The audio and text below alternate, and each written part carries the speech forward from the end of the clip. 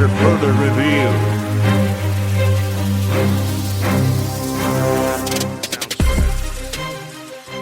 What is going on, everyone? Episode 43 after further review coming at you here. We are in for a big podcast. Some things we talked about last week came to fruition this week, and we're going to get right into it. But first off, how's everyone doing? Good. Happy Hanukkah to you, Ben. What day are we on? Day 7. All you non-Jewish people out there. It's Hanukkah. Yeah. Yeah. Happy Hanukkah to Ben and Ben's parents And Julia. and Julia and Louise and Dank. It's Dank celebrating. But does he celebrate privately? Might with his dad. All right. Well, so someone who's not Jewish, and I'm pretty confident about that, Shohei Ohtani.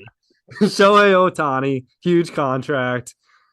I don't know if we all thought this number, 700 million, 10 years, but that's not even the biggest part of the deal. I don't know if Chase, you want to just touch on that and just how crazy this is, so unprecedented for any other contract we've seen in baseball, let alone any sport. Yeah. Yeah, he really signed a contract that any other team could have signed him to. He only signed for $2 million over the next 10 years, right? Yep. Overall. And then he gets the bulk of the rest of the $700 million. Yeah, so 2034 to 2043, he gets 68 million a year. That's outrageous. And then, but the funniest part is Betts' contract is also deferred money too. So during that time frame, they're going to be paying, I think, like somewhere upwards of 80 million to just those two guys in those 9 years. So the Dodgers in 8-9 years are going to be terrible. Yeah, but just think of like inflation. I mean, the Dodgers made it out on that part, deferring all that money. But I don't know. It just feels illegal to me. Like it's crazy, $700 million, and his actual contract is going to be $20 million. It feels like it should be illegal. Yeah, there was a tweet that said the Athletics signed up for $1 for 700 million days or something like that. A's could have signed him. How funny would that have been? Less than 3% of that contract he's going to get in the next 10 years. Like, I mean, you guys were saying off air, like that's just partially shows how much this guy likes baseball. Yeah, that he's willing to wait. And even when he signed in the MLB, he could only sign for a minor league contract. So he really hasn't been, I don't actually know what he earned in playing before he came to the MLB, but he's really just banking on the fact he's going to get paid and taken care of well after he's done playing baseball. And also at the same time, I wondered because he had the surgery on his arm, and I know he's a two-way player, but how much is he actually going to pitch now for the Dodgers? I mean, maybe outside of like key situations, but I don't know what I was just thinking that like everyone probably wants him on the team because in other sports like, you know, football, Brady, Rodgers, certain quarterbacks, in basketball, like LeBron James was a big example. Like players will come to watch. So obviously anybody in the MLB wanted Shohei just for the stadium revenue, like fans coming to the games and stuff, but he might not. Like, how much is he going to pitch over the next 10 years? I'm sure he wants to, but how much is he physically gonna? And then he doesn't even play the field anymore, does he? Besides pitching, he's just a DH. No, they said he may play some outfield. Okay, so that'd be cool. All right, yeah. But the other thing is, like, the jersey sales, the first 48 hours, like, he was number one. Like, he beat out anything like Messi when he went to Miami. Like, he beat out all those numbers. And Ohtani's getting like 40 million a year or so in like endorsement stuff too. Like it's not like he's only going to make the 2 million. I think they projected him at like 40 plus million for all the endorsements he's getting. That's true, because 2 million a year is nothing, right? Yeah. No, but like he's still going to be making absolute bank. And I saw the other thing was that was reported, is the Giants offered basically the exact same contract the Dodgers did. This seems sketchy that teams are doing this. Like, I feel like you're kicking the can down the road and you eventually have to do something with it. Yeah. So well, what do they do with it? Or what's their game plan? I don't know. The new CBA allows it. There's no cap on deferred money in the new CBA. Like nothing at all. So they could go whatever. And now the Dodgers have the chance to sign Yamamoto, the big pitcher from Japan. Oh, because you mean like they're never going to go over the cap for the year, so they can get a bunch of like really good players? Is that? Well, there's no really cap for the MLB. There's Yeah, just like that's the true. luxury tax. That's true. Yeah. I So mean, it's so still factored in. Like, it's not like yeah, it's only 2 million counts. It's like it's still a percentage of the entire contract. So even though it's deferred, so they're not getting around it that way. But I just right. still don't understand. Like, what happened with the Nationals and all their deferred stuff? And I feel like that's now affecting them, and it's going to probably be even worse at some point because of how many guys had a deferred deal with them. And now the Dodgers are doing it to an extreme level of what the Nationals did. Yeah, no, it's crazy. I think, this is gonna, I mean, the Dodgers are the next like 5 years gonna try to win as many pennants and World Series as possible, I guess, but they're setting themselves up for a long stretch of mediocrity too. How many have they won so far? Like last 5 years, they have won. Kershaw has Yeah. won. In the COVID year, right? So it probably doesn't even really count. So they got one. You would think in these next 10 years, the But goal is probably like 2 to 3, right? Like realistically, I mean, baseball, it's hard to win even with dynasties and less injuries. Yeah. But is it worth it? Would you guys do this deal? Like Mets or Phillies right now, are you in? I just don't. There's so much I don't know. uncertainty with him in the pitching, and Yeah. I would I'm do not it. sure. I think actually a big winner in this whole thing, and it may be long term, is the Diamondbacks. Because they're in a division with the Padres who seem to keep doing sketchy financial things, and now with the Dodgers, and they're doing it the homegrown way and not going crazy with money. So if then the Padres already faltered, and we saw that, and they missed the playoffs, and now it backfired, and they had to fire sale everything that they tried so hard to get. So if the Dodgers that could happen to them, and now the Diamondbacks might be in a spot where they're just going to clean house. It's just going to be them and the Rockies just pounding those two teams potentially if they like mess this up somehow. yeah, and I'm sure their stadium revenue. I mean, we talked about the Diamondbacks fan base. I'm sure it's going to grow after what happened last year, but you got how many times Shohei going to be in their stadium this year? They're not going to be mad about that, especially if No. they're winning those games. I saw the Diamondbacks have a season pass and it's like $300 or something for the Right. whole year. You can just go to like one game. It might be like a week or I don't know how they like limit it up, Yeah, but that's really or cheap. maybe it's every home game. It could be literally every home game That's because they really know they just need people in there. And I saw so Betts, his contract between that same time period has $115 million to be paid out between that same like 2034 and 2043. It's That's crazy crazy. that it's happening this much, and I feel like I only ever knew about the one Mets guy that everyone just trashed on that was getting paid. The funny thing is, Who Yeah. was that? Bobby Bonilla, Oh, Bobby he's paid Bonilla. till 2034 or 35. He's still getting. God, it's such a good deal. Such a good deal. The funny thing is, he was actually really good with the Mets, and he like did Yeah, really well with them. It's just because of this.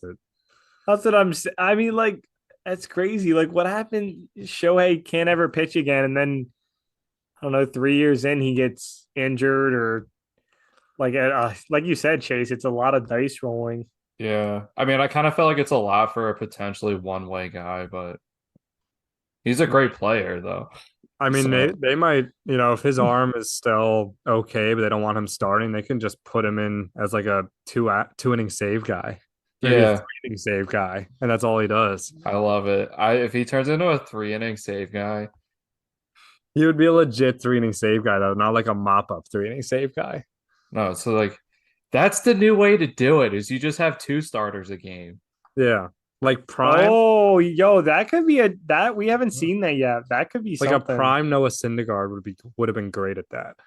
Oh Just go yeah. Yeah. out for 3 innings, maybe four. And Joe stop. Bland would have a combined no-hitter through five almost every single game. There you go. And it's Joe Bland. But if that was the role back in 2007, 2008, he would have had a $500 million contract too. I love it. I want to, yeah, and I don't know if anyone how quick it would be to pull up like biggest contracts ever. I know every year it's like the new biggest contract ever just because of inflation and stuff, but is it bad that I didn't know when this contract came out that it was like the biggest ever? Because when these top players get signed, it's always for millions of dollars. And I was like, whoa, 700 million, that's a lot over 10 years. but I didn't even think twice that this was the biggest ever. I mean, until I knew just saw. because it beat the other one by like so much. Like it wasn't But even that's what I'm close. saying. Like, and I didn't Yeah. even know that. So like Judge was 360, and then Otani hit 7 million. He beat it by 320 million. Is that just baseball? That's Is that so. all sports? Otani was more than all sports. I think it was it Messi's that he was more than? Yeah, it's probably Messi, and actually, some of these golfers now are probably All up the in LIV this range. But they said North American And sports, so they're not true. because I like mean, I don't know Mahomes has a $500 million deal, or not 500 million. Just kidding. because I don't know what I always Ronaldo's say shit. getting, but he's getting Yeah, some stupid money over there in Saudi Arabia too. But it's just crazy. I saw that it's the biggest contract ever in North American sports, and I didn't even think like I'm like, oh yeah, it's a big contract because it's just all these guys get so much money that I didn't even think this was the most. and it's crazy because in baseball, you're getting that money. It's not like in football where only partially is guaranteed. Yeah, Like a lot of guarantees, but not the full value. Anthony Davis is 59 a year. That's absurd. First of all, ridiculous. He might be the most overpaid in the top five. I don't know. Cat 56. That's pretty bad. Damn, I didn't realize how much money's in the NBA. Justin Herbert, Dude, the money in the NBA is Even- absolutely insane. You can be a six man making $80 million. The fact that Evan Turner, who basically is the Swiss Army knife of anything ever, got $70 million off one deal is outrageous to me. And that was like 10 years ago at this point. I guess it helps in the NBA that there's What? It's Tim Hardaway Jr.'s nice contract. It seems like they're signing people to contracts to hide money from people in basketball. It doesn't make any like at the beginning of the season. We should just pull up the transaction list and see who got extensions right at the beginning of the season because it would blow your mind that people are just making like easily over $20 million. Yeah. Well, then I just brought up Tim Hardaway Jr., who's a 4-year, $75 million contract as a seventh man off the bench in Dallas. And I'm sure there's other guys that I'm not even thinking of that have massive contracts too. do Like small 9 point a game guys. Yeah. do small contract or I'm sorry, do the small rosters in the NBA help with that? Do you think? I mean, I like think so. you have to pay 53 guys. NBA's probably the number 2 sport in America right now, right? Would you agree? Probably. Yeah, I would say so. Yeah. After the NFL. So, and their rosters, you're talking actually like 12 to 13. You have a couple like two-way players, but you have actually like 12 to 13 guys on a team, which is smaller than any team. So you can pay, I mean, you're making so much money. I'm sure you can afford to pay these guys, but it is insane. Like you said, Chase, a guy coming off the bench making $20 million a year is nuts. Yeah. This is from 2012, which is funny, Oh which my is fun. gosh. I'm just curious. So we got Rashard Lewis, who's making 21.1 million with a 7.8 points per game. And this is 2012, so you can only imagine. I don't even remember him. Dang. I have to find a list from current, but some names on this 2012 list. Anyway, we can talk some NBA while we're talking about it. We're already kind of deep in there. One more thing I just want to say about Otani before we break away from that. If there's anything else with baseball. Cannot believe the Angels again royally screwing up. Otani let go. What did they get? Like a second round pick, I think. Yeah. A compensation pick. A compensation pick, which is basically like a late first round, early second round pick. So good job, Angels. That's it. Yeah. I love it. I love to see the destruction and fall of their ways. It was never a good idea to do what they did at the deadline, and they did it in such a bad way.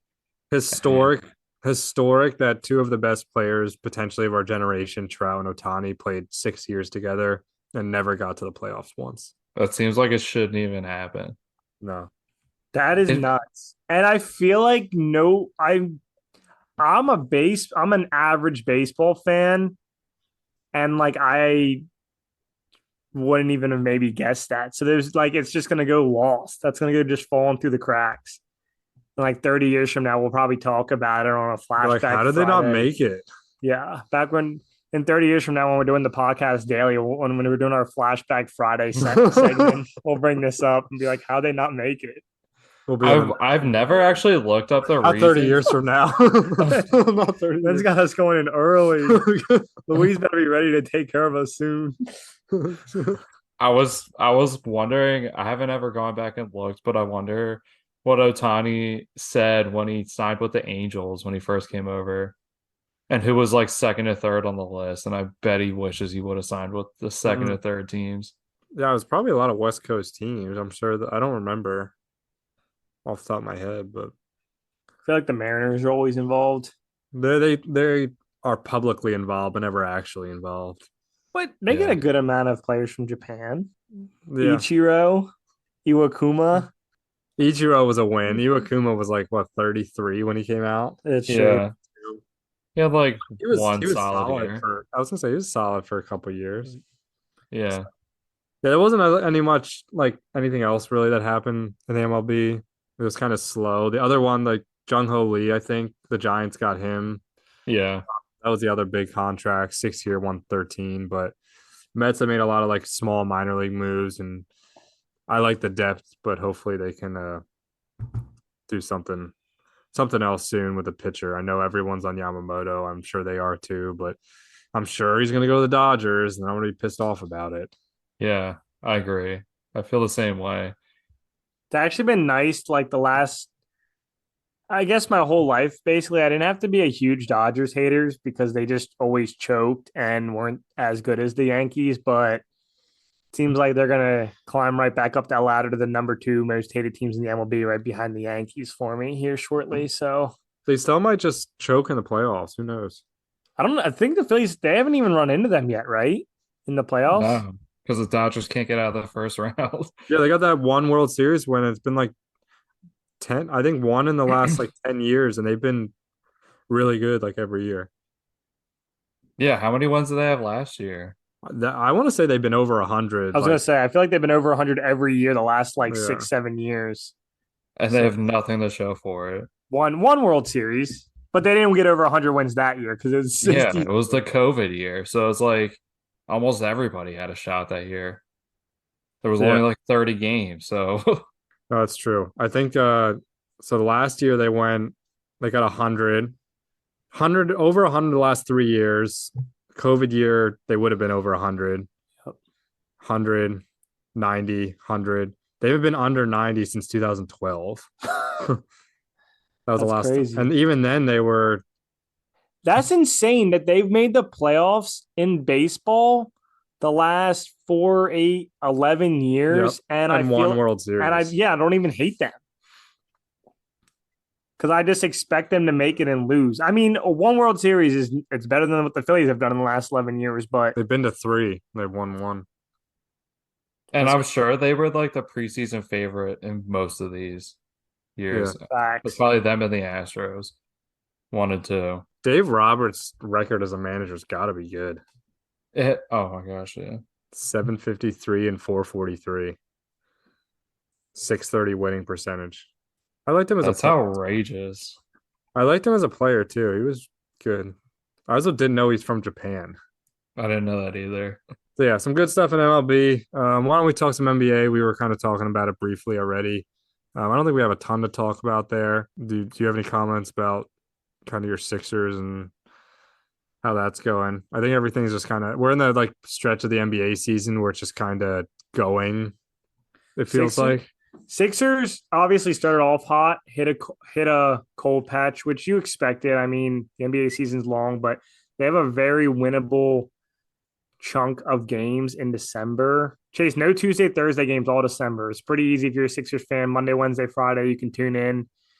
But yeah, I mean, they had Detroit, Washington twice. I think they have Detroit again this week. easy dub. So overall, they should be able to win plenty of December games. But How about this Magic? Still going strong. I think 16-7. Yeah. We talked the complete opposite of the Pistons, right? The Pistons have been just turning over losses seasons after season. But Magic, we've talked about that group of guys, 16-7, second place in the Eastern Conference. They're smack dab in the middle of the Celtics, Bucks, and Sixers. So the opponent's points per game, literally the lowest amount in all of the NBA is 109. It's Or ridiculous. 106, sorry. And that just feels crazy. That's like the lowest amount that a team's giving up. Do you remember that actually we did a segment last Dang. year? Do you remember I did a segment saying how like back 60s, Right, 70s, yeah, 80s, okay. it was super high. And then like when Jason Williams, Kobe, like the 2000s was basically the lowest of lows. Yeah. Yeah. And Yeah, like the Grizzlies team that was just like yeah, smothering people. I mean, you think of just some of the rules, right? I mean, 3 shooters have gotten better and you can't defend the three. And we touched on all of this. The second, if you get an offensive rebound, you only have 14 seconds to shoot the ball. So it's 10 seconds, right? You shoot and making, Yeah. but that's crazy. Yeah, I mean, if you think about it, you're like the goal in every Sixers game is to score over 100 and to give up less than 100. And to know in today's NBA, if you hold a team to under 100, you're probably going to win. do they still have that at the Sixers if you get over 100? No, they do bricking for chicken now. Oh, I was gonna Chick-fil-A. say because then you get it every Yeah. time. No, that was when they were really bad. If they scored 100, you got like a free Wendy's Frosty, and they like Yeah. never. They were like, I think one season is if they got to 90, they were like really struggling. But no, I just didn't expect that to see that, and also I just saw on the side there, Taj Gibson agrees to a deal with the Knicks. That's Classic. disgusting. Tom Thibodeau's gonna fucking put him in there above everyone else. It's ridiculous. Oh, is that because Mitchell Robinson's hurt? Yeah, Mitchell Robinson's hurt, which is unfortunate. I like Mitchell Robinson. I know you do too, Ryan. Oh yeah, He's just like he's like a defensive guy who's really unselfish offensively, and it's nice to have a guy like that on the court who doesn't care about scoring and wants to just win. Yeah, he does a lot of like the stuff that doesn't show up on the stat sheet sometimes. Yeah. Like he's just a gritty guy. yeah. I mean, we talked about the NBA can be top heavy and bottom heavy, and this year we're really seeing it. Right now, the Wizards are 3-19. The Pistons are 2-21. The Spurs are also 3-19. Spurs have lost 17 straight. Pistons have lost 20 straight. That is insane. And what's even crazier for the Spurs is that Greg Popovich still has a 637 winning percentage. He's won over 63% of his games in his career. And last 5 years, 32, 33, 34, 22 wins last year. Don't know if they're getting to 22 this year. And the fact that he still has that crazy of a winning percentages is nuts. But everyone, all this hype on Wemby, and I mean, This is actually hilarious, but I haven't looked to see who's like a projected lottery picks and stuff. But if it's like a European point guard, I'm literally gonna freak out. If the Spurs just go get a giant center, then tank the next year, and then just get a Euro point guard, and be like, "What the hell? Yeah, How is this possible? Is go- this real life?" Yeah, I don't know who the projected guys are, but I have no idea. that'd be the funny. next Tony Oh Parker. my gosh. Then they'll get an Argentinian like 2 years from now. Just completely rebuild.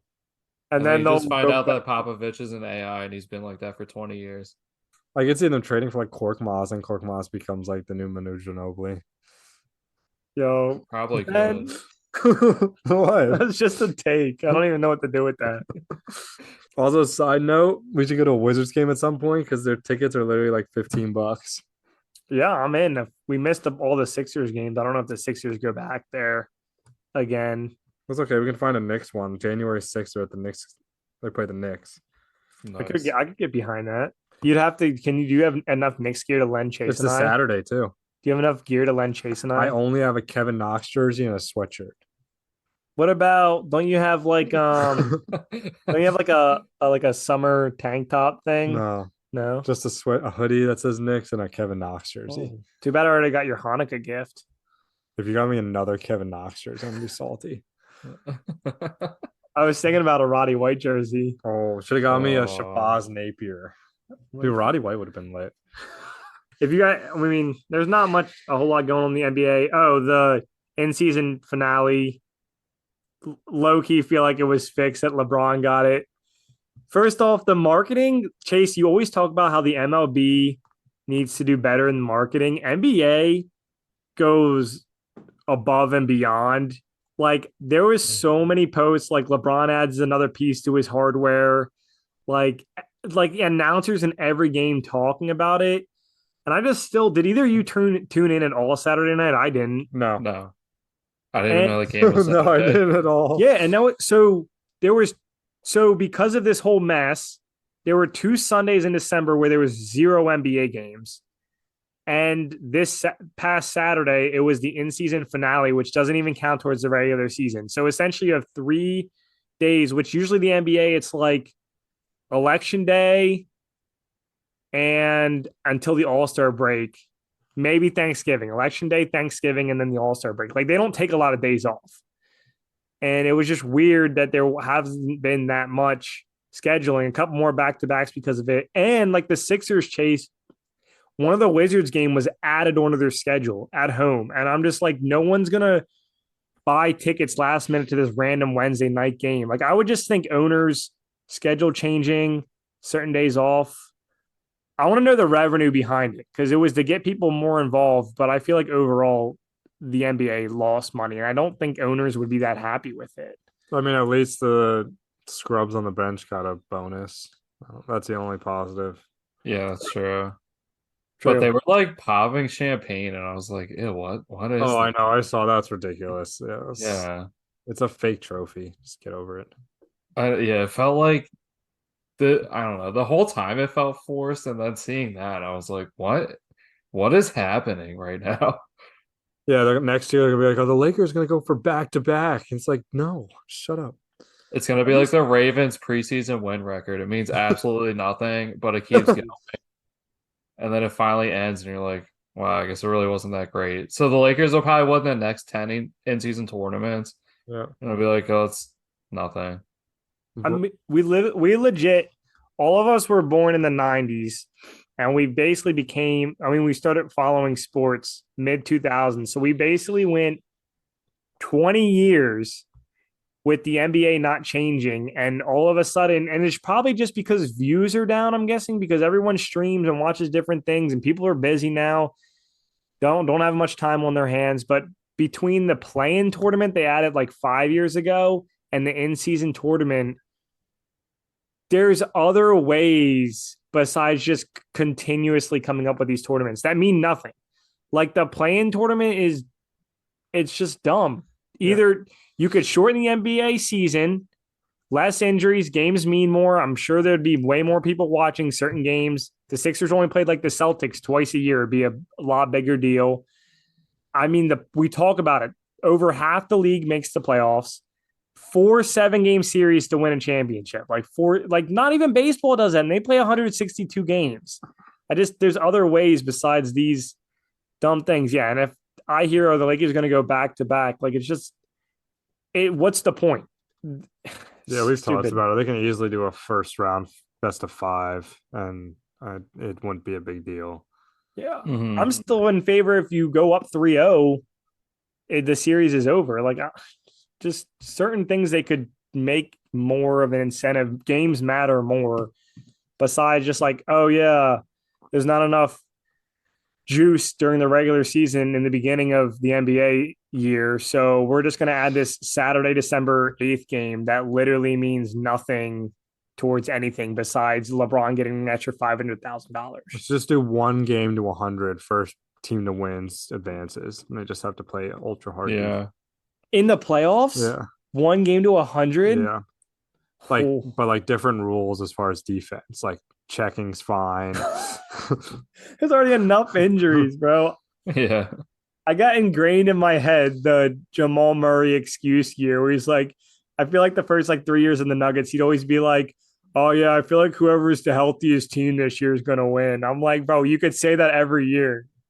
That's then they true. won. So he had that backed up. I feel like the NBA, they should shorten their season, and they could even make 2 seasons in 1 year. Do something in the fall and something in the spring. Yeah. And that way, I don't know, yeah, if they did this always have action. Yeah, if they did this tournament in like like kind of like you said, and this was just like the spring or something or like whatever, people would be more inclined to tune in and think it's neat. Yeah, like you could get the first half trophy or whatever, and I don't know.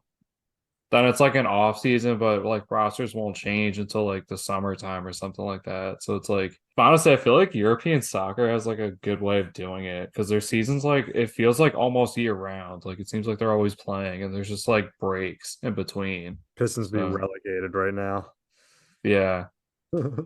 Well, that and it's like they could like the seasons would be shorter, so they wouldn't suck for so long. Yeah, Like it wouldn't be like now we have to know they're gonna suck for the rest of this year, probably into most of next year, if not the whole. It's just like a 3 year thing now.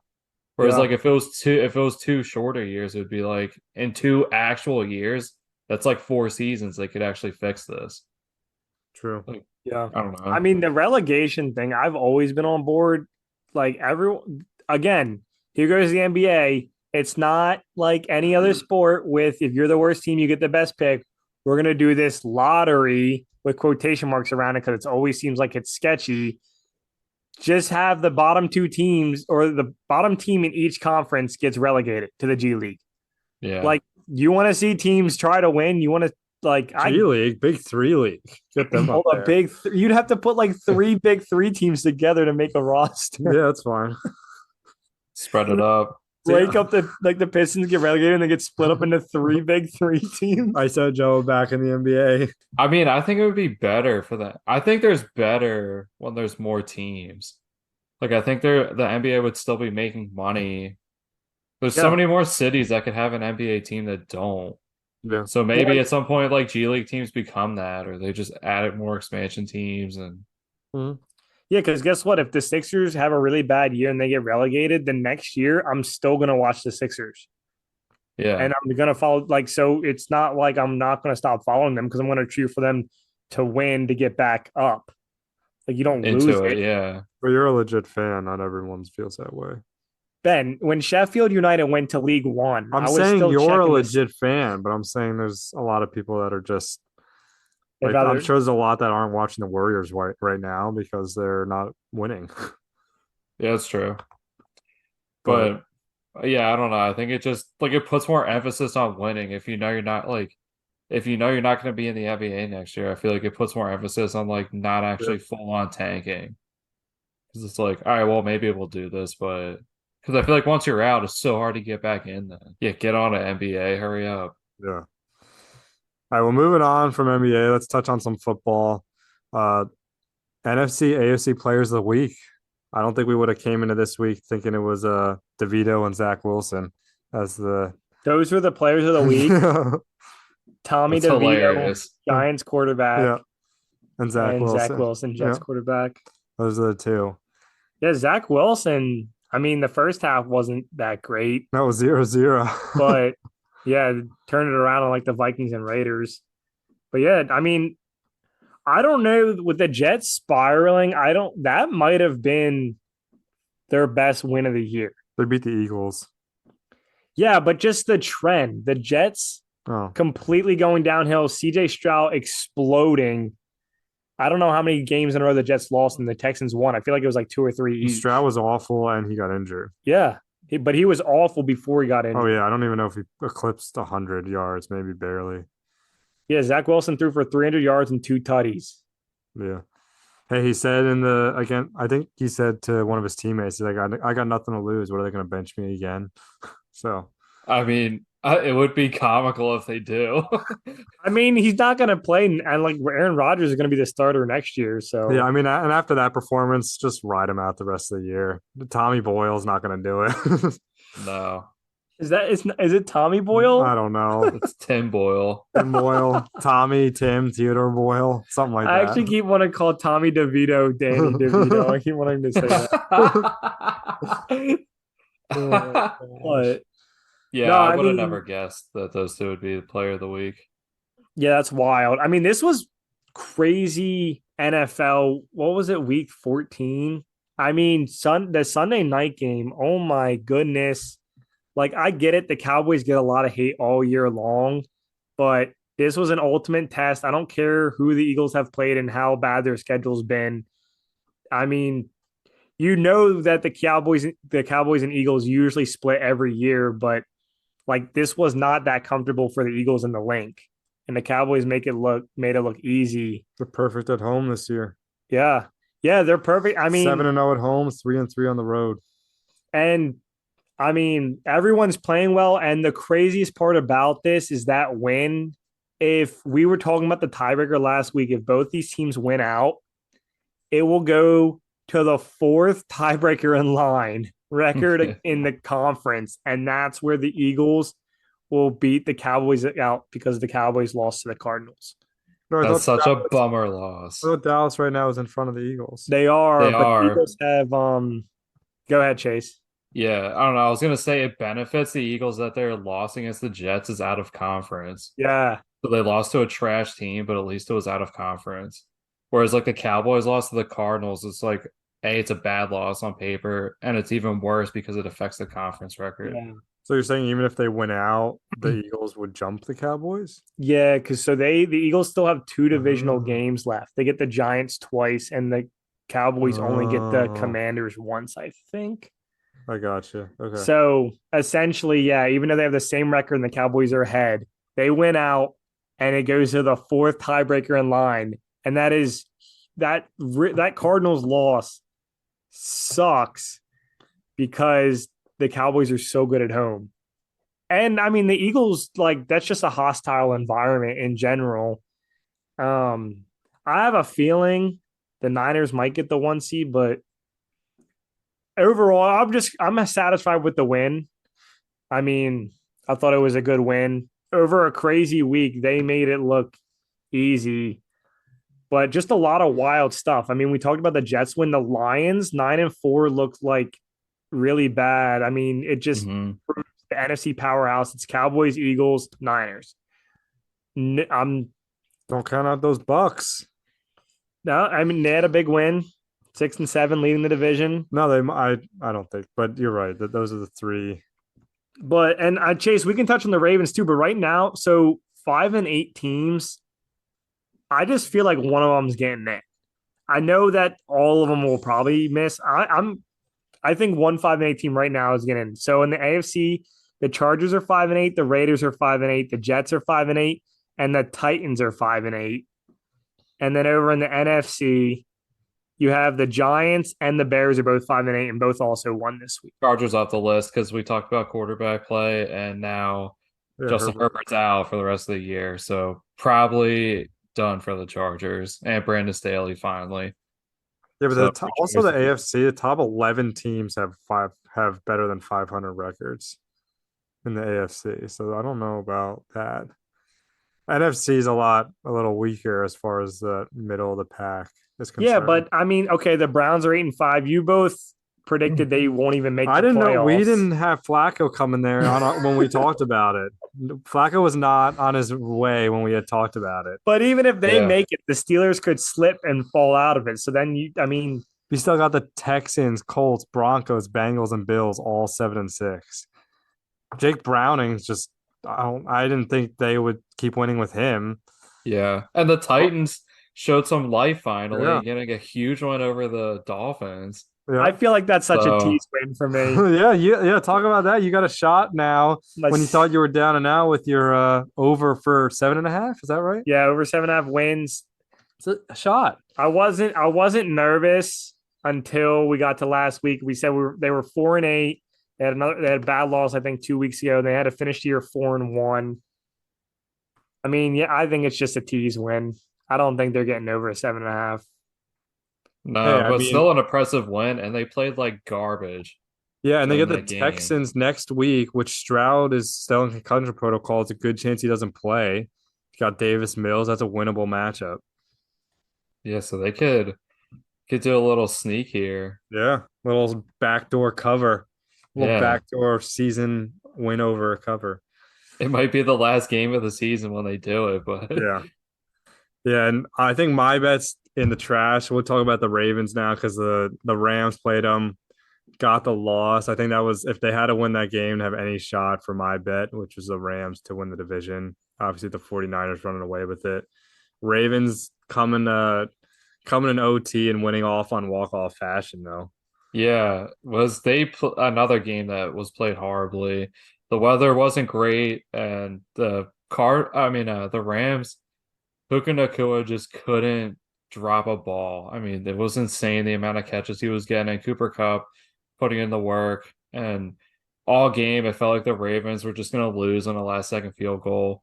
Luckily, they get some timely points and then get the game in overtime after giving up a lot of yards to the Rams. But yeah, walk off fashion on a punt return, which you don't see often. It's such a college thing to see, but really exciting. I'm glad they got the win. They needed it. Just to talk about, like we were talking about the Cowboys and Cardinals earlier, the Ravens every single year shoot themselves in the foot by losing an intra-conference game. And of course, it's games like these where it's like, all right, well, if I can swallow the loss here because it's out of conference, and they pull it out, which is great. So that just means that they're going to lose another in-conference game here by the end of the season.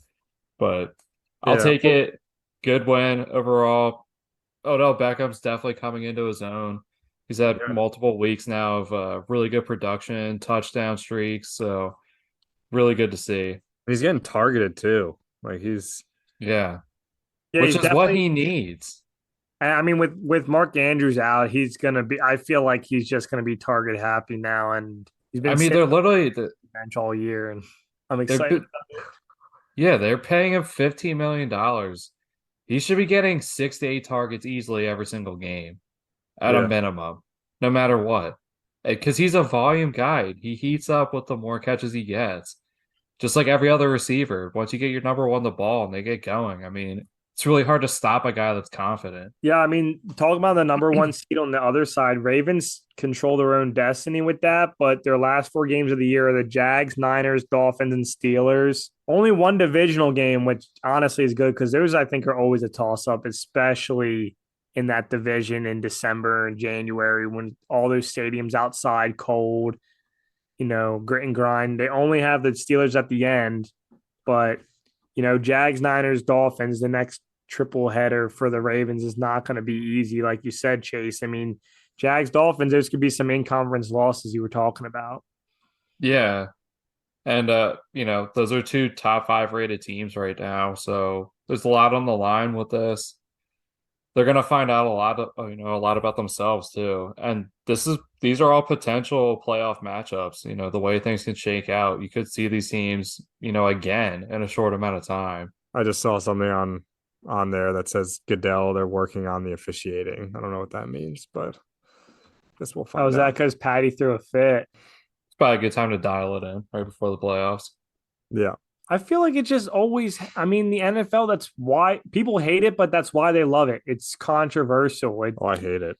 I hate it too, but it's what people, it gives people something to talk about all the time. I honestly will come on here and say I haven't watched a full NFL game from start to finish this whole year because I cannot stand the flags. Yeah. I wish somebody I'd rather watch golf. I wonder if somebody's keeping track, but how many flags are thrown in like the last 2 minutes of a game in the fourth quarter? Yeah. Because those always just swing Yeah. Yeah, I just don't want refs deciding the games. That's all. I just don't it always seems to be in a big spot. It's always just like if you're letting you guys hand check, don't call it now. Let them just continue letting them hand check their whole game. Yeah. Don't just start calling in the last 2 minutes on that 25-yard pass. I will say, I mean, the intentional PIs are obviously a thing now, something I feel like Rodgers did for a long time. But I have gotten really good at not letting the officials ruin a game for me. I try to really take the time to pick out other points in the game where the Cowboys, the Sixers, the Phillies, especially in football, though, when I watch a game, something bad happens at the end. The Eagles-Bills game was a good example. The A.J. Brown thing, I think, was a fumble. And everybody was saying it was sketchy. But Josh Allen had Gabe Davis open in the end zone and he missed him. That was my reason there. This Super Bowl last year, my last year being an Eagles fan, They had other ways. I know I talked about the field being sketchy too, which that's a little different, I think, than the officials, but I've really tried to be good at finding other points besides just blaming it. But I do know at the end of the game, if you haven't thrown the flag all game, just keep it in your pocket, especially at the end of the game. I get it. It's just frustrating. I mean, yeah, like you said, it's good to find those points and not get that butt hurt and think that that's the reason. It's frustrating to have a game play out that way. That's all. You know what's new? There's two trends I see a lot more in the NFL now. The hits out of bounds, see a lot more flags for those, which I kind of get. But the biggest thing I'm seeing this year I've never seen before is the amount of flags picked up. Oh yeah. I like it's crazy how many flags are thrown and then they're just like there's no foul for holding, and then they show the replay and it was holding. But it's like they're almost getting trigger happy with the flags and they're like, "Oh, we can't really call everything. So pick up some of them." Like I think the Cowboys Eagles game 3 or 4 flags were picked up. I'm like, why are you throwing it? What's the problem with football is I mean, there's almost every play you can find something essentially to call a flag on. I feel like just holding on the offensive line almost every single play. Right. Like, Yeah. I feel like they're just going after the egregious stuff, but it's like if you see a running back in slow-mo, easily some offensive lineman has his hand in someone's shoulder pads on the numbers, and it's like, okay, I guess somebody could have called that if they wanted it to. Like, I've seen that called before. Yeah. Yeah. I mean, Micah's jersey's ripped like by the second quarter every game. And I feel like he doesn't get a holding penalty against him. Like Lane Johnson was not that good Sunday night. No, he had to do the old method of jumping it as the ball's going. And just eating the false starts as they come. Because a false start's honestly better than a sack, so Yeah. And he'd rather get that half-second get off. And also leaves it to the UFC point. Never leave it to the refs. Yeah. No, it's true. And well, real quick. I know you're about to move on, but just looking at the NFL standings one more time, not only is my Titans pick bad because they're in last, but there's a chance that the AFC South has 3 teams make it. And I will be so mad if the AFC South has 3 teams make the playoffs and it's not the Titans. So Texans, Colts, and Jags. I'm going to do something outrageous. Okay. Let us know what you're going to do. I'm going to start thinking while you guys start talking UFC, and I'll think if I can come up with something, but I'm going to do something outrageous and we'll put it on our social media. I like it. Because that would be the dumbest thing ever. I'm not saying I don't think it's going to happen, but if it did, my Titans. You can do it at the February trip. Okay. That'd be the ultimate. You can do the outrageous thing. Yeah. Okay. So UFC, don't want to leave it to the refs. 296, last big card of the year. And we just wanted to touch base just about it. A lot of exciting stuff. First off, I'll just say, I got to say it. Ferguson, Patty Pimblett. If you haven't seen, Goggins was training Ferguson. And if you haven't heard, Goggins is going to be in Ferguson's corner.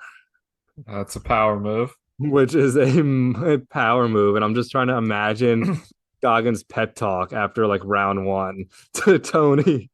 Yeah, that's gonna be interesting. But that's awesome though. I'd love to see him like more involved with UFC. Yeah, and I'm glad Tony Ferguson's trying something new.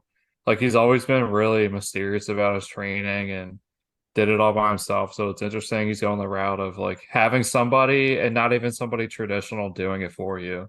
Yeah. Like somebody who like excels in the more mental aspect of fitness along with just extreme fitness. So we'll see if it pays off. I mean, it's an extreme sport, so yeah, I mean cardio. This is a step up. I know Ferguson, obviously his last like 5 fights at this point have been, but it's not like he's looked bad in all of them. And I don't know. This is a big step up for Patty, so we'll see. And I don't think he even won the last fight. I think that was a pretty controversial win. Who was that over? Gordon or Bobby Green? I don't remember. Yeah, definitely. Yeah, and Ian Gary back in the cage against Vicente Luque. Definitely a step up for Ian Gary. And Luque, it's gonna be a tough challenge for him, but I think could be one of the, a fireworks show because both guys are definitely not going to back down from a full on just kickboxing match. Yeah, Pretty even, pretty even, tail of the tape right there. Reach about the same. So, bring a somewhat similar skill set. yeah. No, this is a step up for him for sure. And going up the main card quick, Shavkat against Wonder Boy. That's Yeah. Shavkat. I mean, I think this is he can win this one. I love Wonder Boy, so I'm a little biased, but I don't know. Yeah. I'd say Shavkat probably is the favorite in that one before looking at any odds. Yeah. I would say he should at least knock out Thompson, but I feel like it'll be a decision win. But this is the step for him to get a title shot. He needs this fight. That's true. And Thompson after last time, even though he got shit for not fighting, even though the guy missed weight, but yeah, so Shavkat's a minus 720 favorite. Yeah, that he should. I mean, he hasn't looked like, you know, off his game, I would say, in most of his fights so far. So you would assume he's gonna come out and just put the work to Thompson right away. And Yeah, how does Thompson defend that attack? no, I agree. And I just want to say, um, I might be putting in a pick here because Tony Ferguson, Patty Pimblett. Patty Pimblett is a minus 330 favorite against Tony, Dang. which I kind of figured he might be a favorite, but I didn't expect that. So I'm gonna have to put a unit on Tony Ferguson plus 240. I feel like I don't know. Patty Pimblett at minus 330 seems steep for me. Yeah. They're giving him the sniff the boot treatment. Yeah, I don't love that. So I'm making a pick, just kind of looking quick at I those like it. I like it. I'm always going to support any token, Tony Ferguson related Yeah, I mean, action. strictly based on past performance, I understand, but this is a step up for Patty, no doubt. Then in the co-main event, Alexandra Pantoja, Roy Val, guys who've how many times have they fought now? I feel like they've fought at least once or twice. They fought in 2021. Pantoja got a round two submission. I was on the Cannonier Gaslam fight night card. Looks like just the one time. Pantoja and Marino fought way down on this Usman Maya fight night card. Yeah. So yeah, so So, those two guys are second time. yeah, I would say it's gonna be fast action. Probably both looking for a submission win, and a lot at stake here just for the title. So, and obviously a great fight to set the stage for the main event. Leon Edwards, Colby Covington, a fight that's probably been in the works for 4 years now, like coming to fruition, and we're gonna get to see elite welterweights go at it. Colby's last fight was it 2 years ago now? 2022 fought in March, so a year and a half, a little more.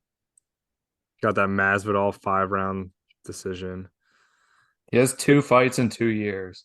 and he's 1-1. That's why it's crazy that he's getting the title shot. I mean, I don't know. It's He's just 3 fights in 3 years. 3 fights in 3 years. He's so inactive. Yeah, who's this dude? He's 22-4. I think he's the stun gun. The stun Gong gun. Gong Kin. Yeah, look at that stun gun. What Bang. happened to him?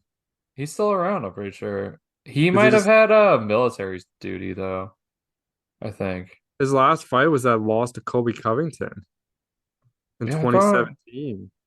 I On thought it just He's 42 now.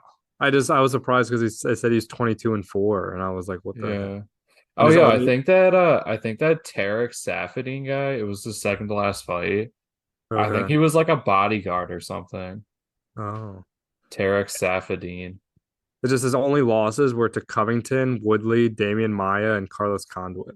So basically all the guys who had the welterweight title or interim welterweight title. Got that win over Nate Diaz. Dang. Dang, Yeah, I Gong Gong Kin. forgotten stud in the UFC. But yeah, so just wanted to touch on the UFC card. There's some other we didn't even look at, I guess, the co-main or the undercard Oh for yeah.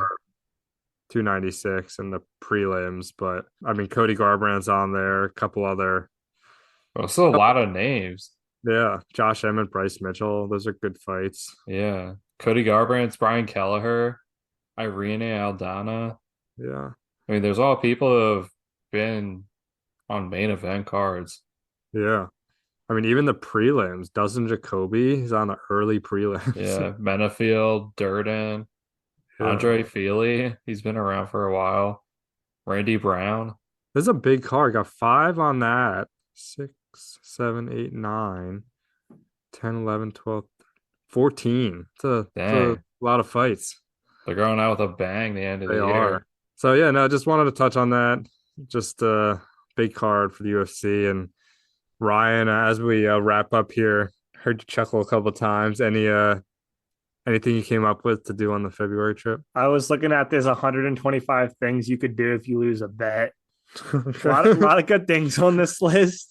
I think it's going to be a combination of wearing stuff. I might go like diaper over the pants, tinfoil hat, maybe some swim goggles or something. Mix it Okay. up a little bit, but just something. You're gonna buy a diaper? I might borrow one of Louise's, You think Louise's diaper is gonna fit you? maybe on one leg. You could Okay. paint your face like a Titans fan for like one episode. You get an ass tattoo, and we won't tell you what it is. Well, Oh, yeah. tattoo was one there. I'm 100% out on that I'd one. be in for it. I still owe a lip piercing. That's Maybe it true. should be to actually get a lip piercing. Well, you could do that. No, I think it'll be actually the Titans thing would be good. I think I recently got rid of my Vince Young Titans jersey because Oh, it would always just stretch out anytime I wore it. Oh It was yeah. from when I was in middle school. that'd been a good one. You just have to wear it for like a week straight. Yeah. It's your Vince Young jersey. Yeah. There were like a couple sketchy ones. It was like go to a busy place and try to direct traffic. I was like, What? you'll probably pass on that one. Do you ever see the video with some guy? They were in the like leaving a sports game, and the guy had like a vest in his car, and he got out and pretended to like direct traffic and let their car go, and he just ran back in the car and got back in, and everyone just was yelling and flipping him off. Oh my god. That's amazing. Such a good reason to keep a vest in your car just for Yeah, that just situation. Keep I- one of those just in case. I do have Yeah. a vest in my car, There you go. but I And probably traffic cones, just stop one car, put out like 3 traffic cones, let your car go, pick up the traffic cones, and then get back in your car. Yo, that oh my gosh, we're getting so off topic now, but that just reminds me when Nuke in college would put a traffic cone in the parking spot because he wouldn't want anyone to take it. And it worked. Yeah. That reminds me of when we just went out. Never mind. I'm not going to talk about this on the podcast. That's Yeah, funny. no. So I'll get a combination. I'll come up with like a weird outfit and I'll present it next week. Obviously, it's only if everyone in the AFC South makes it and not the Titans. So probably won't happen, but Okay. never know. Sounds good. All right. Well, on that, I think we'll end the podcast. This was a fun one. Got some good topics in here, and if we don't, I guess we'll have another one before Christmas. But we're winding down the 2023 year and excited to get into 2024. Yeah. Yeah, overall, real quick, picks wise, as a team, we're 12-7. Ben just dropped a pick, the Tony Ferguson money line against Patty Pimblett, plus 240. Our record's 12-7. Ben's 10-2. So if you're picking a guy to ride with, you know it's fade Ryan, ride with Gonna Ben. be 10-3 soon because the Rams are not winning the division. Hey, but that's not over, and we're not going to worry about that because right now it's not a loss. So Yeah. Are you sure? Do we know it's mathematically not a loss? Because the Rams are 6-7. I think the 49ers are 10-3. yeah, there's 4 games left. I mean, if Brock Purdy gets hurt next week, That's true. Yo, Although- oh my gosh. Oh, we can end it. We can end it. But Brock Purdy, I saw he has like 3,500 passing yards this year so far, and over like at least 15 to 1,600 of them are yards after catch. And I'm just like, yeah, because if you have Kittle, Debo, McCaffrey, like they're gonna take it and do something with the ball. You know, That's- realistically, if one of those guys, both those guys got hurt and Purdy was still around, he would be garbage. Yep. Yes, In my opinion. he's a system guy. I agree. with a really good system. The Yeah, Niners can win with whatever you plug in. I mean, they only lost last year because they had legitimately nobody at quarterback in the championship game. Else they could have beat the Eagles. Who knows? So No, and yeah, we'll end on that. And I will say we didn't talk at all about Sam Howell because he didn't play, but keep a lookout for that sack record. We're gonna keep an eye on it every week. We're hoping he breaks it. So it's gonna happen. gonna I'm happen. putting it out there. Rams are gonna have a field day with him this week. Donald's gonna go off. Yeah, Donald's got it all pent up because he wasn't able to get Lamar. So Sam true. Howell, I'm sorry, buddy. Lamar did not set you up for a successful outing. that's true. I bet you is Sam Howell, is he a rookie this year? No, it's He a was a second rookie year. last year, but I don't know if Yeah. the Rams played them last year because that could be his 54th. I know Donald was, they were saying he was trying to get his 54th QB. He could get it this week. well, there we go. Yeah. Extra Oh, motivation. actually, I think they were saying I could be totally wrong on this because I had the game muted, but when it would loop in, I don't know if Aaron Donald has ever sacked Lamar. I think that's why it was like, Yeah, no, he hasn't. yeah, And they said this like Oh. might be his last chance. he had to do it. Dang. Yeah, pretty legit. Nice job, Lamar. All right. Well, we hope you guys enjoyed this one. Don't forget to follow us on Spotify. Follow us on the socials, Instagram, YouTube, subscribe there. I'll be posting stuff as usual. And we will see you guys next week. So long.